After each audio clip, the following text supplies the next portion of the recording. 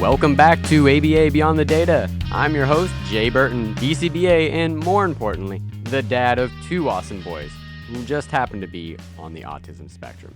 In this show, my goal is simple: to bridge the research with what we are actually seeing within the clinics we work, and to get past the research jargon and to provide real, practical solutions for the practicing clinicians out there. Because, as I always say, ABA is not just data points, graphs, and treatment plans. It is about people. And it is our job to make sure that our science serves the people sitting in front of us in every session. And if we truly mean that, if we truly mean that our science should be serving the people that we're working with, then we have to be willing to ask an important question. How much influence are we willing to give them over the treatment and the treatment design that we implement? And let me say, BCBAs out there love offering choices. We love saying things like, do you want to work at the table or on the floor? Do you want the blue marker or the red marker? Do you want puzzles first or matching first? We put two pictures on a laminated board and suddenly we feel like we have done our part for the learner's autonomy. And those choices can be meaningful, don't get me wrong. I'm not saying they're not. But if the adult chose the goal, the task, the schedule, the location, the reinforcer, and how long the learner has to participate, while the learner gets to choose the color of the marker or the place that they're going to sit, then yes, we are giving them a choice, but with very limited control. And that is the tension at the center of today's episode. Today we are talking about the enhanced choice model, a model that takes one of our field's favorite words, choice, and asks us whether we actually mean it when we say it. And I want to ask us a difficult question. What happens when choice is no longer just a small courtesy offered inside an adult-controlled intervention? What happens when the learner can choose whether to participate, to step away and spend time somewhere without treatment demands, to return when they are ready, or, and this one is a shocker, to leave treatment altogether, to leave session? And when I first read the research on this model, when I was first introduced to it, I was challenged by this. I was honestly taken aback, like this idea that giving them this much control, my brain immediately said, then they're not going to do anything all day. If we give a child the choice to stop treatment and go do something else, or to just leave session altogether and go home, they're going to choose home. But the research that I was looking at, that I had initially discovered this in, said otherwise. I had first came across this model while researching Dr. Holly Gover's feeding work. I had been, at the time, desperately looking for better methods for working on treatment of feeding with the clients that I was working with, but also for my own kids who at the time were desperately needing support with feeding. Her procedures incorporated several enhanced choice principles, including a hangout area, the ability to leave treatment and or return, and a meaningful learner role in shaping treatment and choice within the intervention. It was not a direct replication of the formal enhanced choice model by Dr. Rajaraman, but it was my doorway into the larger idea, and at the time, it really challenged my point of view. But there it was, the research right in front of my eyes saying that the children didn't just walk away, that they participated and made meaningful gains. And the more I read of this work, and the more I dived into Dr. Gover's and then Dr. Rajaraman's work, the more I realized that it was asking a much bigger question about ABA itself. It's asking, are we simply giving learners more pleasant ways to follow our plan, or are we building treatment they can genuinely influence? So that is where we are going today. The central question for this episode is this: what does meaningful choice look like in ABA? And how much control are we actually willing to give the learner? And in this episode, we have a lot to unpack. We're going to talk about where the enhanced choice model came from, unpack what practice, hangout, and leave actually mean in real practice, and review what happened in the foundational study by Dr. Rajaraman and his colleagues. Then we will look at how the arrangement changes across ages and setting and wrestle with the hardest unanswered questions and ask how the philosophy behind ECM might influence ordinary ABA practices beyond the treatment of severe behavior.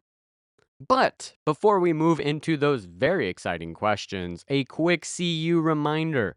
ABA Beyond the Data is an ACE approved continuing education show. If you are listening for CUs, go to aba-cus.com after the episode. Find episode 17 and answer the 5 questions. They are simply there to confirm you listened and understand the major points of content. From there, you will receive your CU certificate within about 24 to 48 hours. But before we go any further, where exactly did this whole enhanced choice model even come from? Well, enhanced choice model, which I will often refer to as ECM, grew from within practical functional assessments and skill-based treatment packages, which are commonly referred to as SBT or PFA-SBT. Yeah, I know, we all love acronyms. And developed by clinicians who believed in the model itself. They believed in this package, they believed it worked, and they were using this model. And then they encountered a problem or two that they could not reasonably ignore. Now, ABA loves a family tree made almost entirely out of acronyms, so let me make this one as simple as possible. Practical functional assessments, including the one used by the skill-based treatment model, which is called the interview-informed synthesized contingency analysis. Wow, what a mouthful. Or the IISCA, was designed to identify the personalized combination of events surrounding dangerous behavior. SBT then used that information to teach functional communication, toleration, and increasingly complex cooperation. That was already a major evolution in our field. The goal was no longer simply to make dangerous behavior stop, the goal was to understand it and replace it with skills that could actually work for the learner. But sometimes progress exposes the next question. Even within a thoughtful and highly individualized SBT process, the adult could still retain control over one very important variable: whether the learner had to remain in treatment. In some applications, if the learner attempted to escape or did not cooperate, physical guidance could be used to continue the procedure. For many learners, that was manageable, that was doable. For others, though, physical guidance can take an already difficult situation and pour gasoline onto it. In the foundational study by Dr. Rajaraman and his colleagues, the researchers described a child they called Jeffrey, for probably codename's sake. And during the clinic's usual assessment procedures, escape extinction and physical guidance were used when he did not cooperate. Instead of helping that situation, though, the physical management reportedly produced increasingly intense and dangerous behaviors. So the clinicians were faced with a very practical problem. Continuing to physically guide him was not safe, but simply abandoning treatment would leave important communication and cooperation skills untaught. So they had to ask a different question. Could they preserve the functional assessment and skill building components of SBT without physically managing the child and while giving him an ongoing, meaningful option not to participate? That question became the enhanced choice model. The practical functional assessment remained. The teaching of communication, toleration, and cooperation remained. What changed was the arrangement. But most importantly, the learner continuously Physical had three guidance options. was removed. To practice the Expectations skill, became more to go to a hangout transparent. area with preferred Choices activities were embedded without within treatment portions demands there, of the or cooperation leave process. treatment. So to answer altogether. that question of where did ECM, the enhanced choice model, come from, really it is the next evolutionary step in the science of skill-based treatment. SBT gave us a structured way to teach skills that could replace severe maladaptive behaviors. ECM then asked whether we could teach those same skills while preserving the learner's ongoing ability to influence or withdraw from the process and to make a safer environment for that individual and a safer environment for the clinicians working with them. So ECM did not evolve away from SBT, it evolved from SBT by asking what the model could become if participation itself mattered as a clinical outcome.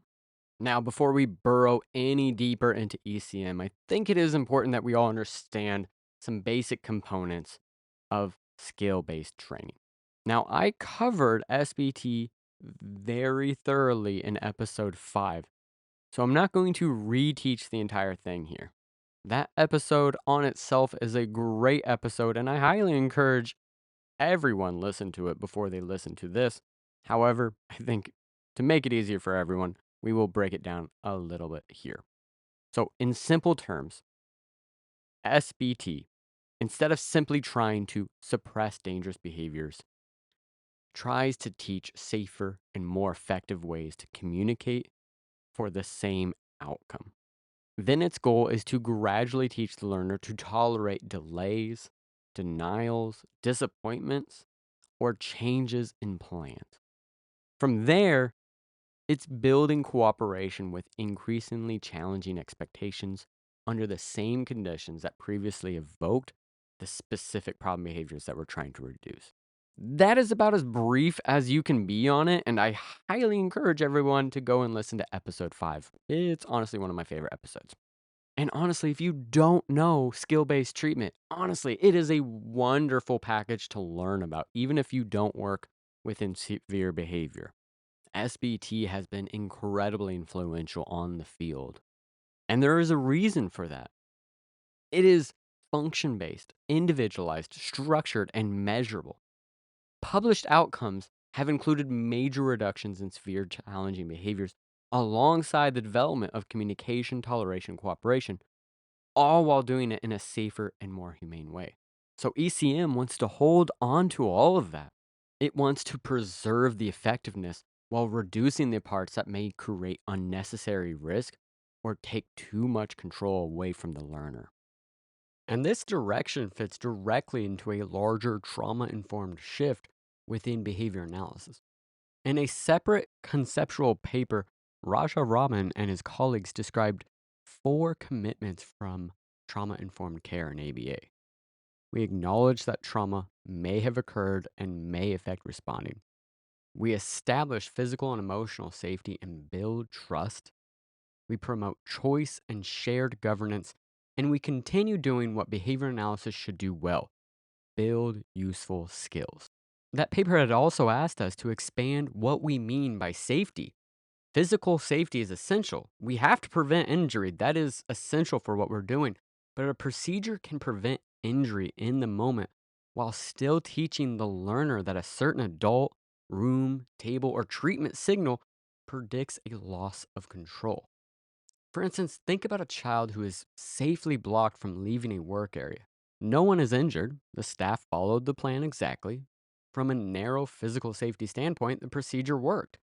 But if the child learns that entering that room means their attempts to leave will not matter, we may be creating avoidance, distrust, or faster escalation next time it occurs. We kept the body safe, but we may not have protected emotional safety.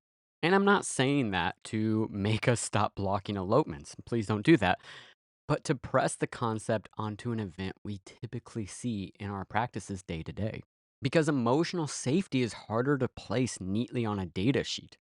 We cannot directly measure whether someone feels safe like we measure rate or duration, but we can pay attention to relevant behaviors. Does the learner approach the clinician? Do they enter willingly? When they withdraw, does the adult respond predictably? And after leaving, do they choose to return? This is where shared governance becomes important. That phrase sounds so more complicated than it really is. It means that the learner, the caregiver, And other important people have a real voice in treatment, not only in selecting a snack or choosing between two reinforcers or two different colors of crayons to color with, but in shaping the goals, the procedures, and the expectations and the criteria for success. And that voice should remain a part of the process as treatment develops. And look, shared governance does not mean that I'm expecting some 3-year-old to be responsible for their every clinical decision. And it does not mean that BCBA should take their professional judgment and throw it out the window. Our expertise and understanding of development is critical, but so are the voices of the child and their caretakers. What all this means is that treatment is something we build with people, not simply something we do to them. And let's be clear, just because a learner doesn't have the ability to vocally explain their preferences with complex language does not mean that they shouldn't have input into the interventions that we create for them.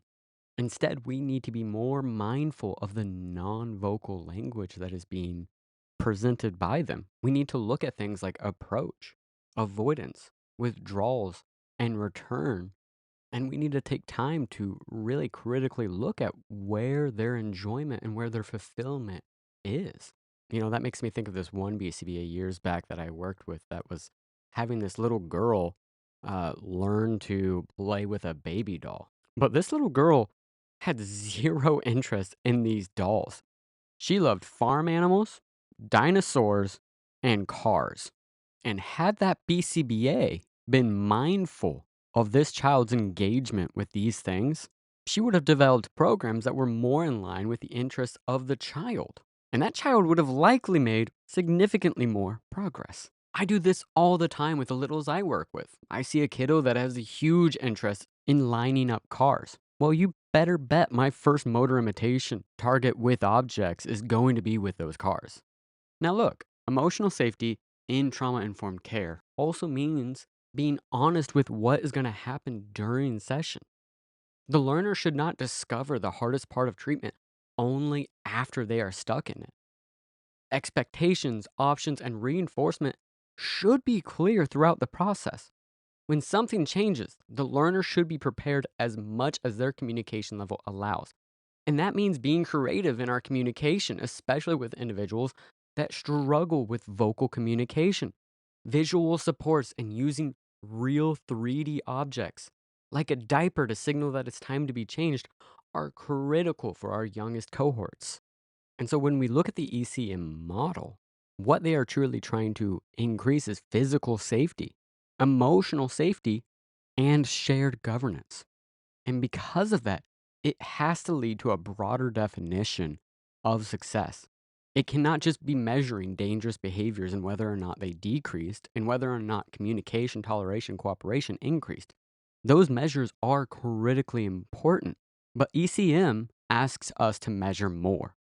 Did the learner approach? Did they participate when participation was optional? Did they withdraw before escalating? And was the withdrawal honored? Those measures do not tell us exactly what the learner felt, and we should not pretend they do, but they give us a fuller picture than a graph of problem behaviors and task completion alone when it comes to the child's emotional safety. But all of that only really makes sense when you can picture the options as a real place with real consequences. So let's walk into the room and look at what the learner actually experiences. And I think the easiest way to do that is to picture the model not as steps in a sequence, but as three different doors that remain open at all times. The learner can practice, they can hang out, or they can leave. Those options are concurrent and continuously available.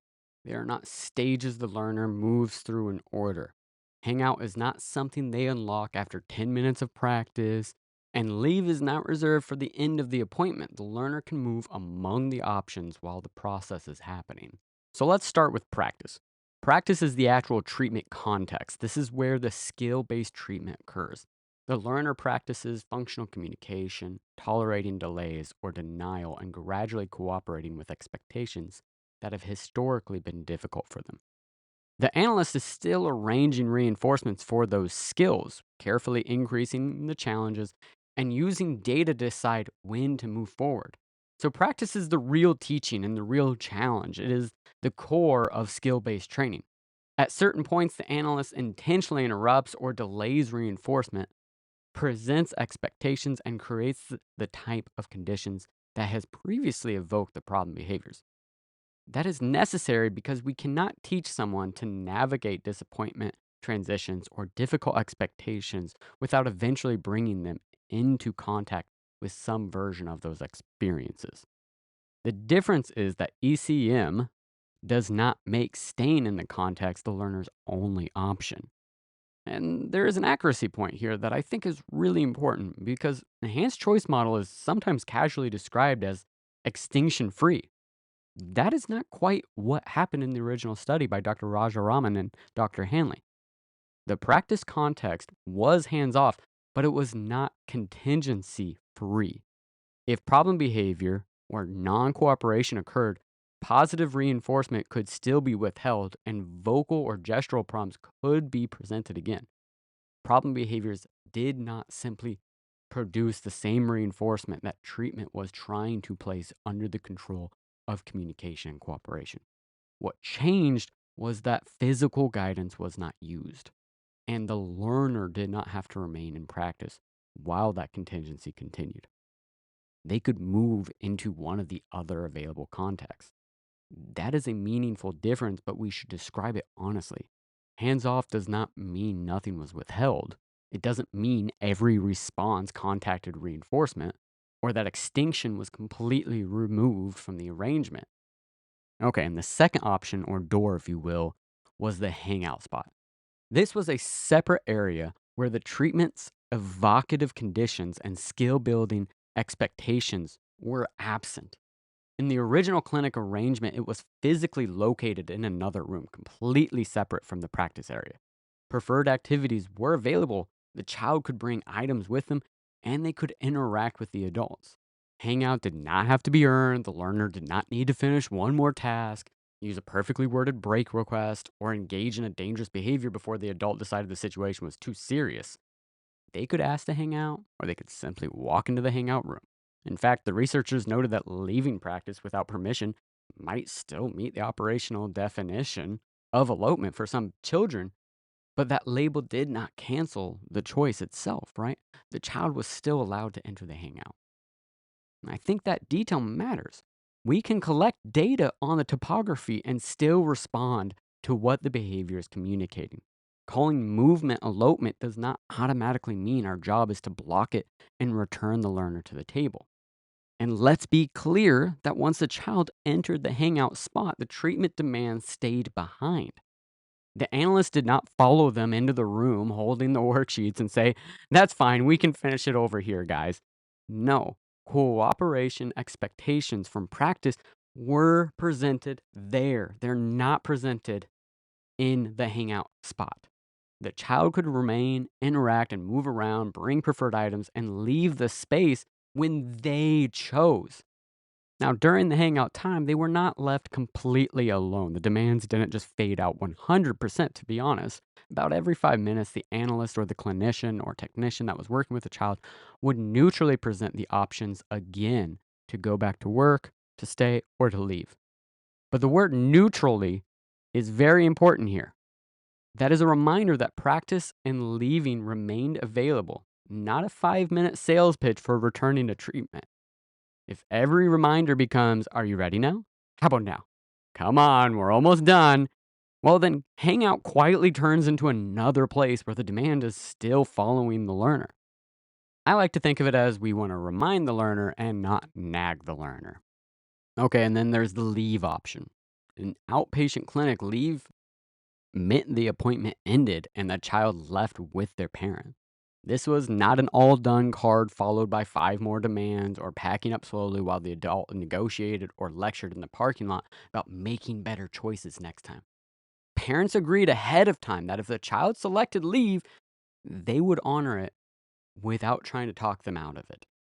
Now, this was the original study, but in replication studies that followed in schools and other clinics where the parents had work and could not just come and pick up their child at the drop of any moment.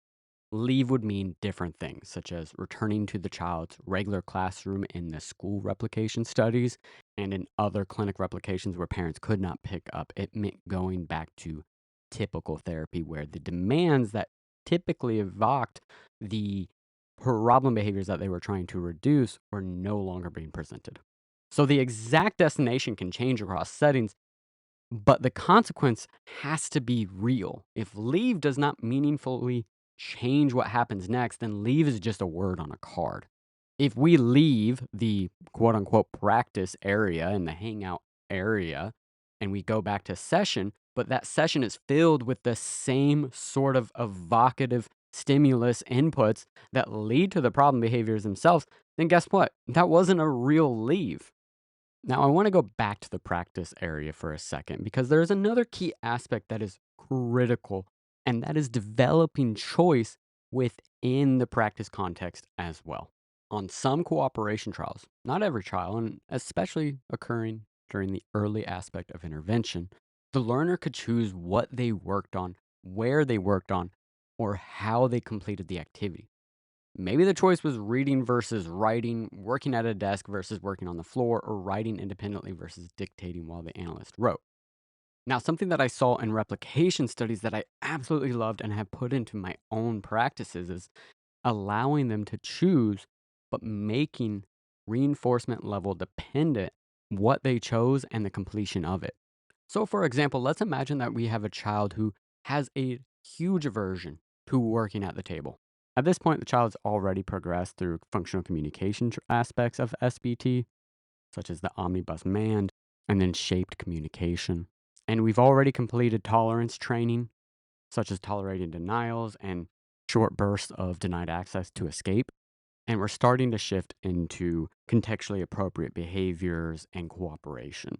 So we're now presenting the exact moments that oftentimes elicit the problem behaviors that we started this whole thing to deal with as the practice area. When practice starts, we present a visual board. And on that board, it has hangout, leave, and then 3 different aspects of the practice itself. And next to those practice icons are 3 different reward reinforcements that are available. Maybe this kid equally loves tickles, M&Ms, and tag. And potentially, let's say the options for the practice period are sit next to the table, sit in the chair, and sit with a worksheet in front of you at the table.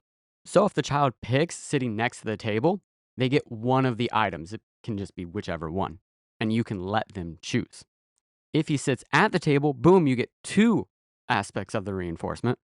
And if they choose to sit at the table with the worksheet in front of them, then they get all 3 aspects. Now, does this actually skew with the trueness of choice and affect motivation? Yeah, absolutely. So I wouldn't do this with every single learner, but I think it's really beneficial for learners that need a more gradual stepping stones towards the final product of what we're looking for and need an option to still step away or step down a little bit without doing the leave. Maybe they're ready for the next phase of cooperation training, but maybe we still see some off days here and there. And that's where this helps a little bit. It allows a little bit more flexibility in it. And of course, when we talk about this, we also need to talk about data, right? We still need to be collecting the classic behavior data, and we still need to be talking about and recording the data on skill acquisition of communication, toleration, cooperation. But we also need to know where the learner is choosing to spend their time. So when they choose their spot, we need to be recording that because this data tells us how comfortable they're feeling with the current practice stage and whether or not we need to step back. And this is the key part, guys. This is a key part to understand because if the data is showing on a skill acquisition side that they are ready to move forward, but they are always choosing to go to the hangout spot, then we have a problem there. Either our motivation is not high enough, so it's not true equal motivation on both the hangout and the practice areas, or we need to take it down a step before we move forward. So that is the formal picture. Treatment remains available, worthwhile, and alternatives remain available. and the learner can move among them without first earning the right to do so. On paper, that sounds almost too generous to some clinicians. If a child can hang out with preferred activities or leave, why would they choose a harder context? And that is exactly what made the foundational study so interesting. Because what that foundational study showed, what Dr. Rajaraman and colleagues' study showed, was that most of the time, the children chose practice. So let's dive into that paper a little bit. The paper was called Minimizing Escalation by Treating Dangerous Problem Behaviors Within an Enhanced Choice Model. 5 children between the ages of 4 and 9 years old participated. 3 received services through a university outpatient clinic, and 2 attended a specialized public school. All 5 had been referred because their behavior was dangerous, worsening, or significantly interfering with daily life. There were also concerns that attempts to physically manage them could make the behaviors more intense. The group included young children with autism, one with the formal diagnosis, and a verbally fluent 9-year-old with ADHD and generalized anxiety. Across the group, concerns included aggression, property disruption, elopement, and extended meltdowns or tantrums. That 9-year-old named Jeffrey that I talked a little bit earlier in the podcast about is probably the clearest way to understand why the model developed. He's really the individual that pushed it into this direction. Jeffrey had strong language and could demonstrate age-typical academic and social skills.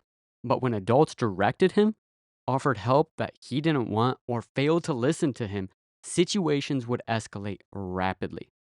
He had become so aggressive that police were being called on him.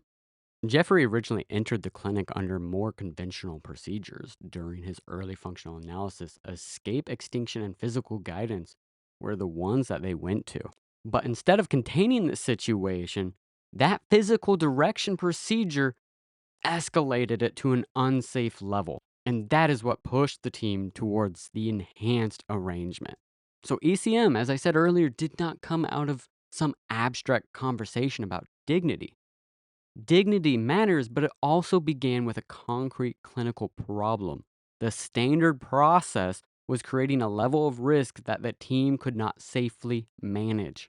They needed a way to identify the relevant contingencies and teach new skills without physically outlasting a child whose behaviors became more dangerous when adults tried to physically manage him. And they still built this out with a skill-based treatment logic. They identified the personalized combination of events that evoked problem behaviors, and they synthesized reinforcement that appeared to turn it off. Treatment then taught functional communication, tolerating delays and denials, and eventually cooperation with increasing difficulty expectations. What changed was how the learner moved through the process, and the outcomes were promising. Dangerous behavior was absent for some children and occurred rarely for other children during treatment. Communication, toleration, and cooperation increased, and by the end, children were completing challenging expectations connected to the same situations that had produced problem behaviors in baseline. These were not pretend demands designed to make the results look good. The expectations became longer, more complex, and more like what the children actually faced in daily life. Then we get the finding that catches everyone's attention and is one of my favorite aspects. The authors reported that the 5 children volunteered to enter the practice area for an average of 96% of available time, even though meaningful alternatives remained available. That does not mean each child practiced every second or never used other options. Some entered hangout, some ended clinic visits or returned to class. The main subject, Jeffrey, chose to leave on multiple occasions. The important point is that using those options did not prevent learning. The children still returned, practiced, and progressed without adults making participation physically unavoidable. And that challenges a common assumption in ABA. If reinforcement is freely available somewhere else, the learner will avoid every difficult expectation forever. At least in these 5 cases, that did not happen. And what it may have done is helped make practice approachable because the child knew practice was not a trap. And I know what everyone is probably assuming here. Practice must have been better, right? There had to be some especially powerful reinforcer available only in the work context because otherwise, why would children choose to work? But that's the exact assumption that ECM was designed to challenge. In practice, the personalized reinforcement was delivered contingently on the learner communicated, tolerated delays, and cooperation with expectations. But in Hangout, those same general categories of reinforcement preferred activities, adult attention, freedom from demands, and opportunities to have requests honored were available without the learner having to work for them. The intended difference was not that practice had all the good stuff. The difference was that reinforcement in practice was contingent on the learner's behavior, while reinforcement in Hangout was freely available. That is what makes children's repeated choices to enter the practice so interesting. They did not have to participate in treatment to assess something worthwhile. The goal was for practice to be something they chose, not something they entered because every other option had been stripped away of value. And this is what makes this finding so profound to me. We are often incredibly quick to assume that a disabled child or child with emotional or unregulated concerns would never choose to learn if reinforcement were freely available somewhere else. But we do not make that same assumption about why non disabled children participate in school, join activities, or work to master something new. We recognize that learning and experiencing your own success can be reinforcing. Yet, when someone has a disability, we sometimes act as if they have no interest in growing unless an adult puts an iPad or a snack behind the work. And honestly, I think there is a quiet form of ableism in this assumption. These five children do not prove that every learner will choose every treatment goal, but they directly challenge that idea that disabled children do not want to learn and grow and experience the effectiveness of their own behavior changing, just like the rest of us do. Now, we do need to talk limitations of this study. The study demonstrated possibility. Meaningful skill teaching occurred without physical management while children retained alternatives to participation. It did not prove that ECM is safer or more effective than conventional skill based training. There is no direct comparison, and several changes were introduced at once, including removing physical guidance, increasing transparency, embedding choices, and making other contexts available.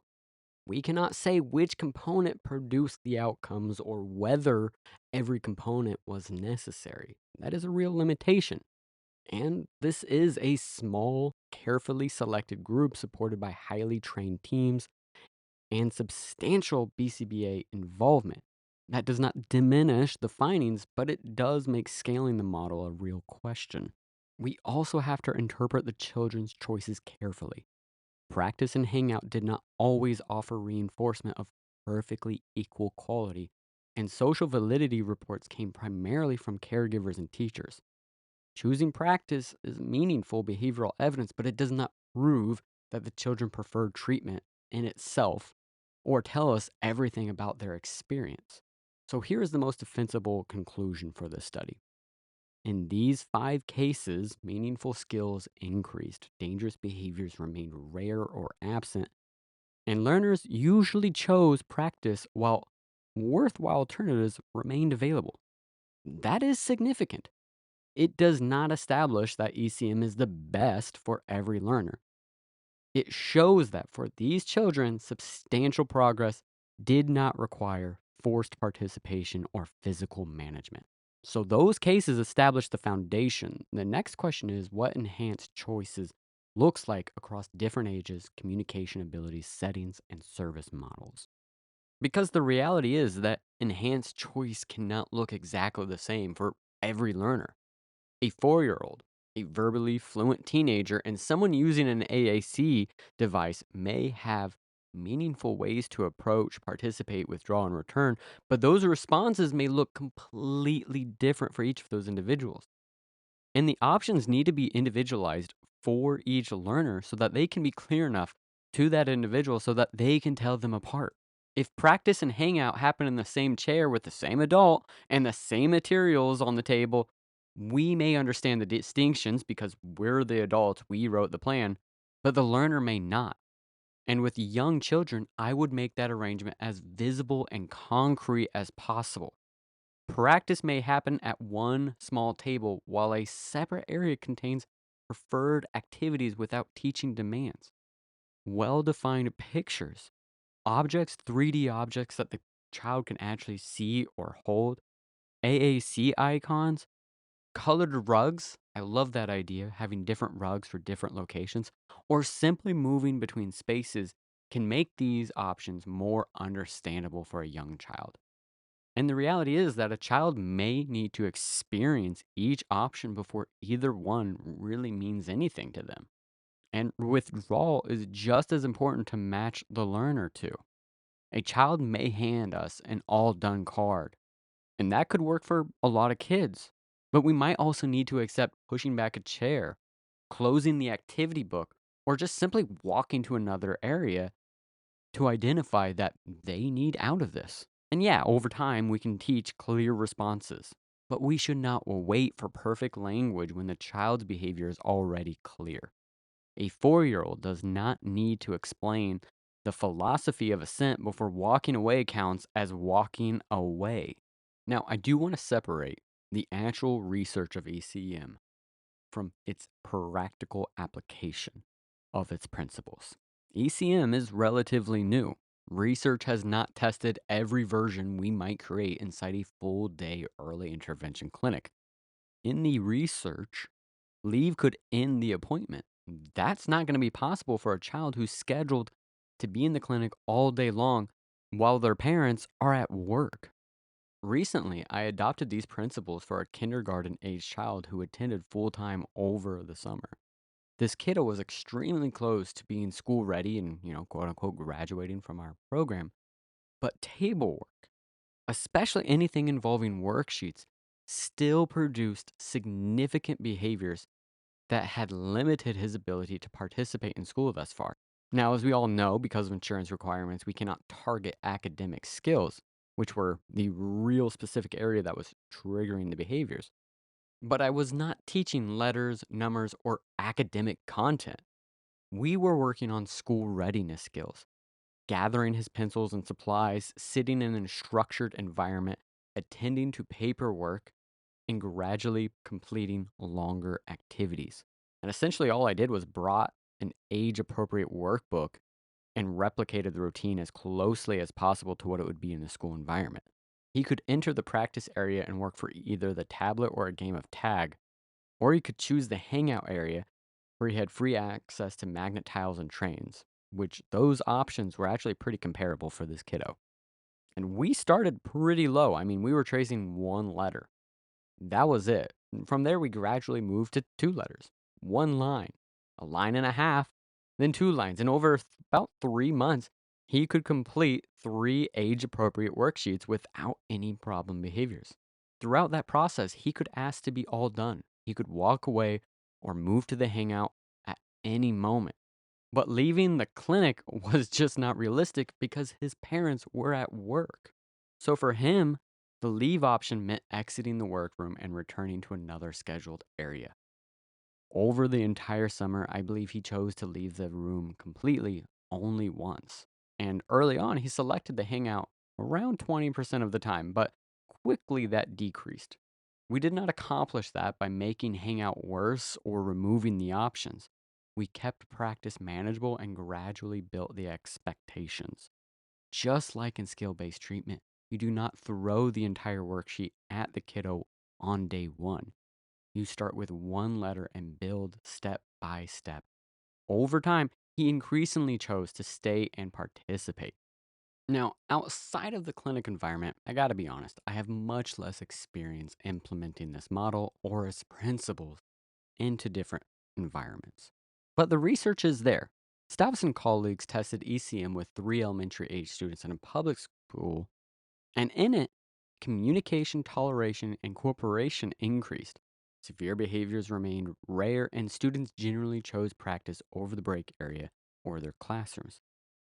just like we saw in the foundational study. That suggests the model can move into a school without losing its basic structure. But they did know it required trained people, distinct spaces, coordination, and substantial support.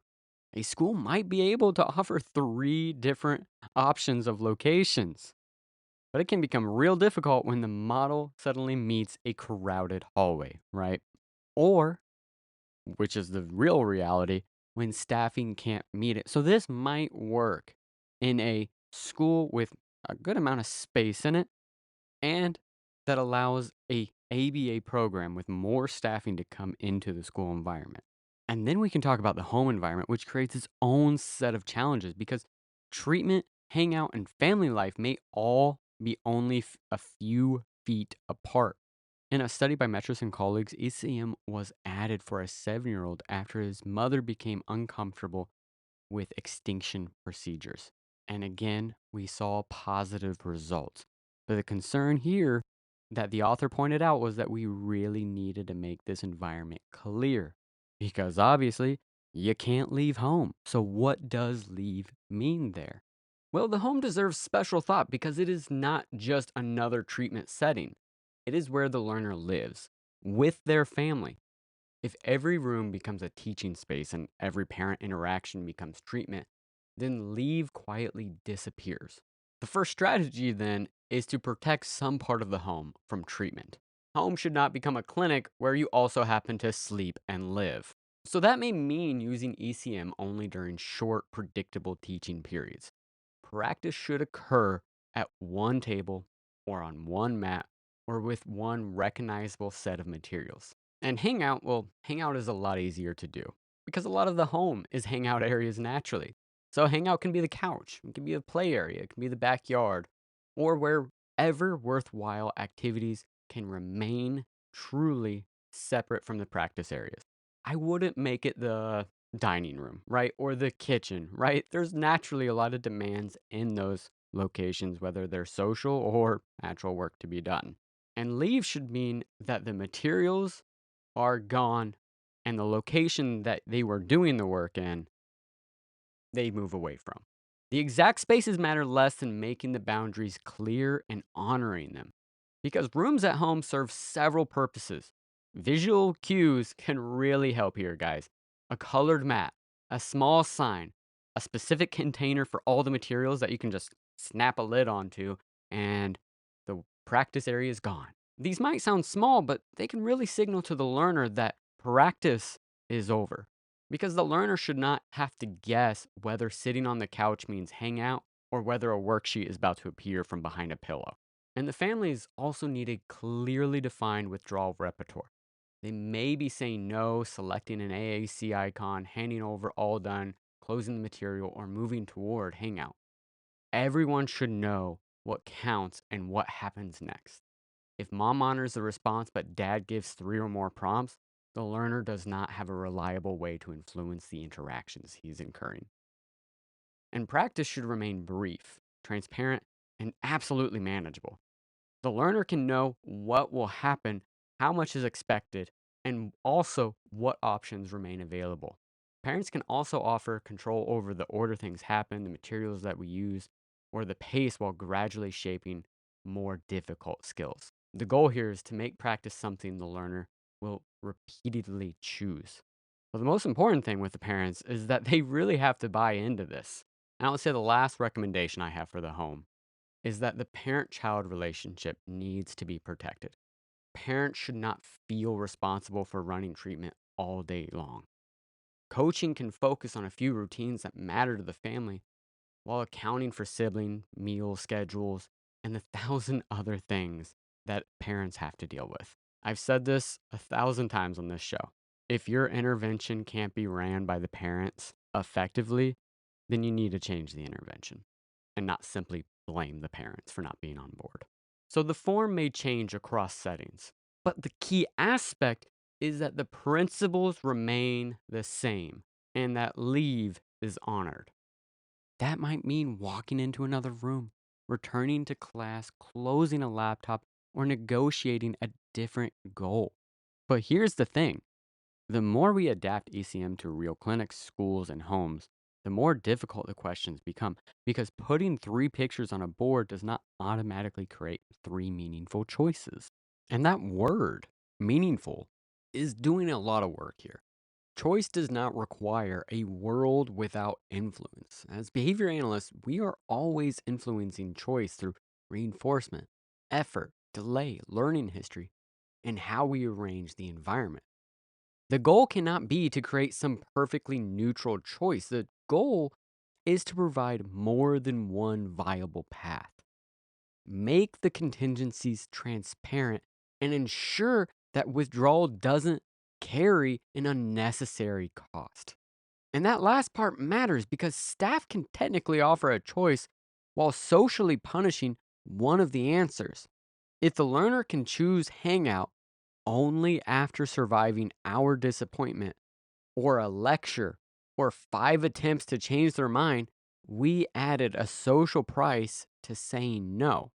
And here's the thing, if a learner repeatedly chooses hangout, that should be treated as data before it is treated as defiance. Maybe the task is too difficult. Maybe the goal is not meaningful for them. Maybe the learner is tired or in pain that day, or trust has just not been established with this kiddo. Persistent withdrawal may be, honestly, the clearest data the treatment plan has produced. And simply offering choices does not make treatment assent based. Adults may still control the goals, schedule procedures, pace, and definition of success. A hangout icon is not shared governance if selecting it does not actually change anything, right? So the standard I keep coming back to is this: the options do not have to be perfectly equal, but they need to be viable. The learner needs a clear, low cost way to withdraw, and the adults need to respond without punishing, pressuring, or quietly nullifying that choice. But here's the thing, all of this said, ECM sounds wonderful, but I understand that not everybody is ready to implement this. And honestly, the reality is not every child needs ECM built into their services. They don't need it put into their interventions, at least not formal ECM. Because the reality is that not every child needs to go through skill based training because not every child has severe behaviors. But just like skill based training, just like SBT, can offer more than just the procedure, it can offer a philosophy. And so that's where I want to go next. But first, I want to make terminology clear here. The enhanced choice model is a specific arrangement embedded within skill based treatment. It includes the concurrently available practice, hangout, and leave context we discussed earlier. If you are not implementing that arrangement, you should not document what you are doing as a formal ECM. What we can do is move toward what I'm going to call enhanced choice ABA. That is not a new treatment package, it is a broader clinical direction inspired by this model. We can let the values behind ECM change everyday teaching without claiming procedural fidelity to something we are not actually doing and may not be necessary for every child. And the philosophy of ECM begins with a fairly uncomfortable observation. ABA programs are usually designed around adult decisions. We select the goals, the materials, setting, the therapist that's going to work with them, the response form, the reinforcement that the kid's earning or has potentially options of what they could earn, the duration, and the criteria for success. That does not automatically make treatment wrong. Adults have real responsibilities, and treatment always involves influence. But when we control almost every variable, we should not be surprised when the learner's only remaining way to influence the interaction is through refusal or avoidance or maladaptive behaviors. And the philosophy behind ECM asks us to stop treating that imbalance as if it's invisible. Before adding another choice board, audit the behavior of the adult holding it. Pick one learner and look at a typical session. Which decisions truly have to remain with the adult because of safety, health, legal obligations, or the learner's current abilities to understand them? and which decisions belong to us simply because that is how we have always done it. The goal is not to hand a 4-year old the treatment plan and say, You run the show." The goal is to stop acting as if the 4-year old has nothing important to tell us about it. Shared governance does not mean equal responsibility for every decision. It means the learner's behaviors and preferences can meaningfully alter the plan instead of being noticed only when they interfere with it. That requires a different way of understanding withdrawal. Before teaching a brand new break request, look at how the learner already communicates that something needs to change. Maybe they do say no. Maybe they use an AAC device or hand over an all done card. Maybe they simply move away.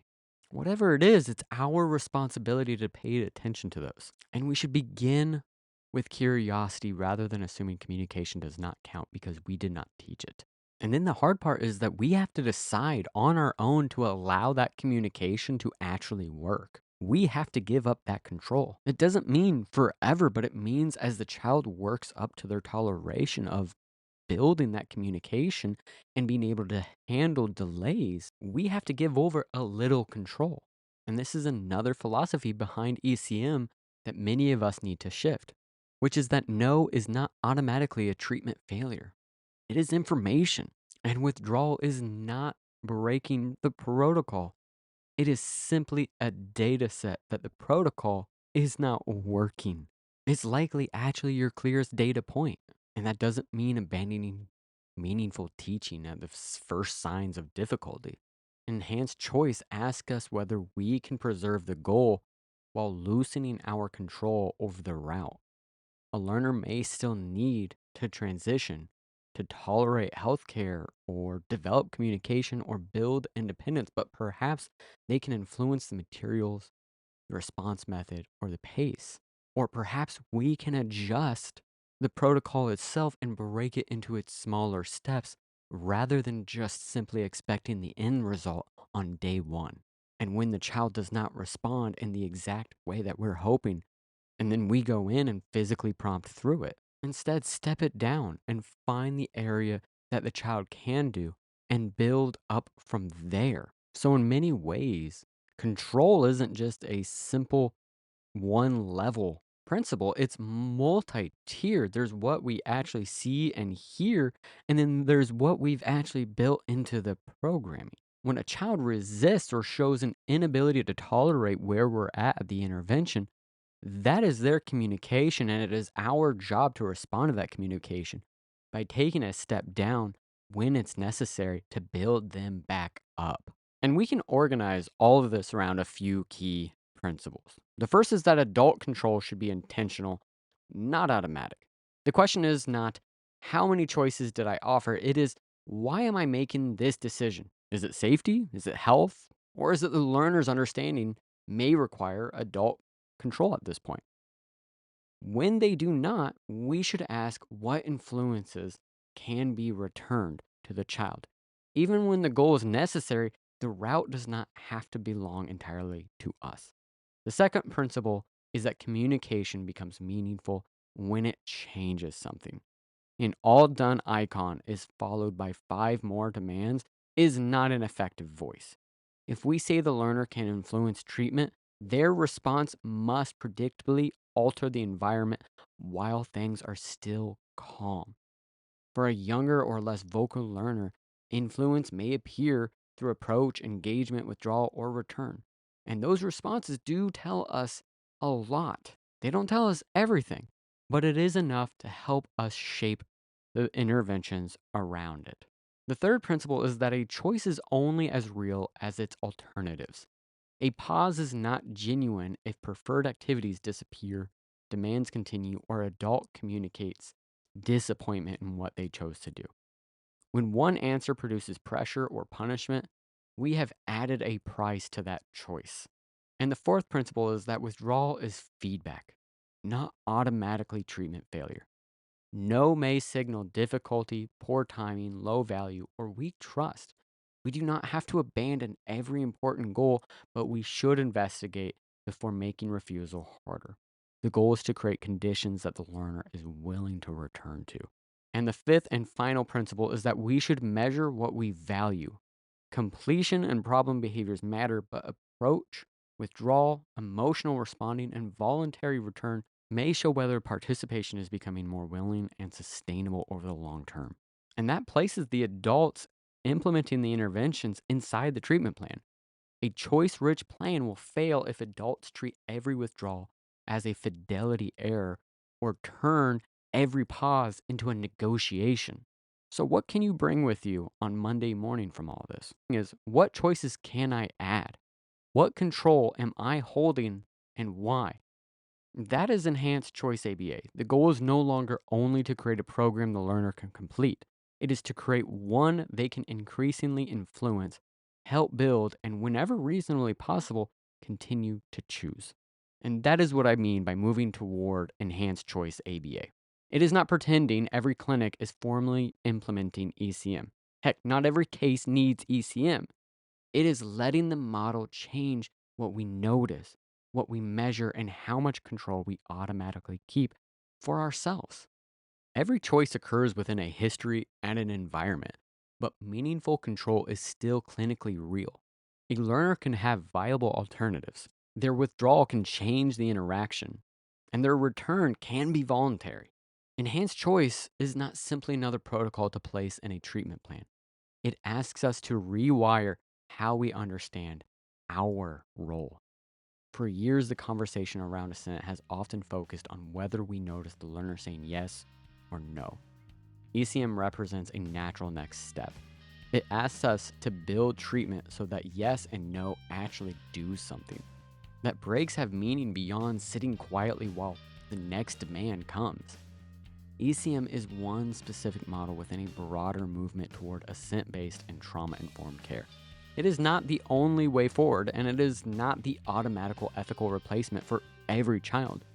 But it gives us a clear picture of what treatment can look like when the learner's control is built into the structure instead of depending entirely on whether the adult decides to honor it. The goal is no longer only to create a program the learner can complete.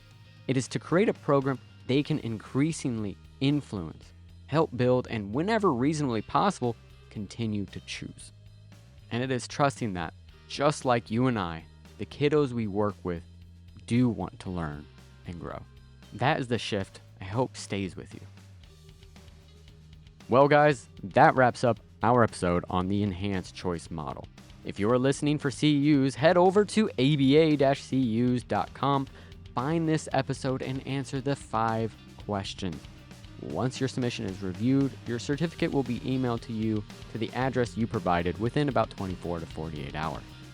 Thank you for spending this time with me, and thank you for the work you do every day with the learners and families we serve. I'm Jay Burton, and as always, thanks for going beyond the data. Bye. See you next time.